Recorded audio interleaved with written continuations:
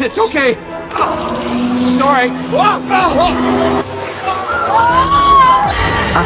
စင်ပြေသွားပါပြီဘာမှမဖြစ်ပါဘူးပါတီပွဲကြီးကတော့ဆက်လက်စီကားနေတော့မှာပဲအန်နာရဲ့ဝမ်းကွဲမောင်နှမဖြစ်သူရဲ့မျက်နှာပြတ်သွားတာကြောင့်တခြားလူတွေလည်းအပြေးလွှာရောက်လာကြပါတယ်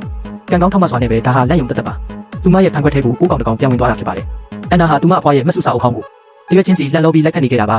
ပထမဆုံးစာမျက်နှာမှာတော့ကျင်းစာတင်နေတဲ့လင်္ကာပြတစ်ပြားကိုသူမစတင်တွေ့ရှိခဲ့ပါတယ်အန်နာကစာမျက်နှာတွေကိုဆက်လက်ဖတ်တဲ့အခါသူစမ်းပြီးရက်ဆက်တဲ့တေဆုံးမှုမှတ်တမ်းတွေကိုတွေ့ရတာပါအဲ့ဒီထဲကဖော်ပြချက်တစ်ခုမှာတော့လူတစ်ယောက်ဟာအသားကင်စင်ပေါ်မှာအရှင်လက်လက်မိနိုင်ခံရတာဖြစ်ပါတယ်အဲ့ဒီအချိန်မှာပဲမိုက်ကတော့အသားကင်စင်ကြီးကိုမီးစတင်ပြီးမှုေးနေခဲ့ပြီဖြစ်ပါတယ်သူ့ဘေးနားမှာတော့အော်စကာကခုံပေါက်ကစားတဲ့အကွက်ပေါ်မှာပျော်ရွှင်စွာနဲ့အော်ဟစ်ဆော့ကစားနေတာပါလူတိုင်းလာရောက်ဆော့ကစားကြဖို့တန်းခေါ်နေပေမဲ့အဲ့ဒီခုံပေါက်တဲ့အကွက်အောက်ကထက်မြက်တဲ့ထွန်းချစ်ကိုဘယ်သူမှမမြင်ကြပါဘူးရုတ်တရက်ဆိုသလိုအသားကင်စင်ကြီးတွေကနေပြီးတော့မီးလုံးကြီးတစ်လုံးဟာအပြင်ကိုပောက်ကွဲထွက်လာပါတယ်မိုက်ကတော့လင်းလင်းမြန်မြန်ပဲရှောင်ကွင်းနိုင်ခဲ့လို့ကံကောင်းထောက်မှစွာနဲ့မီးလောင်တရားကနေလွတ်ခဲ့တာပါအဲ့ဒီနောက်မှာအန်နာဟာမြေပြင်ပေါ်မှာကျိုးပဲနေတဲ့ဖန်ကွဲစားတွေကိုအမှတ်မတင်ထပ်မံတွေ့ရှိသွားပါတယ်မဆုစာအုပ်ထဲကအကြောင်းအရာတွေကိုအကုန်ဖတ်ပြီးတဲ့နောက်သူမဟာမောင်ဖြစ်သူစီကိုချက်ချင်းဖုန်းခေါ်ပါတော့တယ်ဒေးဗစ်ကတော့ခုံပေါက်ကစားတဲ့အကွက်ပေါ်မှာစိတ်လှုပ်ရှားစွာနဲ့အပေါ်အောက်ခုန်နေခဲ့တာပါ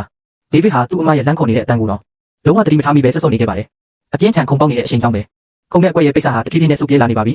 အန်နာရဲ့ဖခင်ဖြစ်သူကတော့ဖြောရည်တစ်ခွက်ကိုအရသာရှိရှိနဲ့တောက်တုံးနေခဲ့တာဖြစ်ပါတယ်အဲ့ဒီဖန်ကွက်အတွင်းထဲမှာရှိနေတဲ့ထက်မြက်တဲ့ဖန်ကွဲစာတွေဟာနောက်ဆုံးမှာတော့ပေါ်ထွက်လာခဲ့ပါပြီကံကောင်းတာကဖခင်ဖြစ်သူဟာအချိန်ကြီးပဲ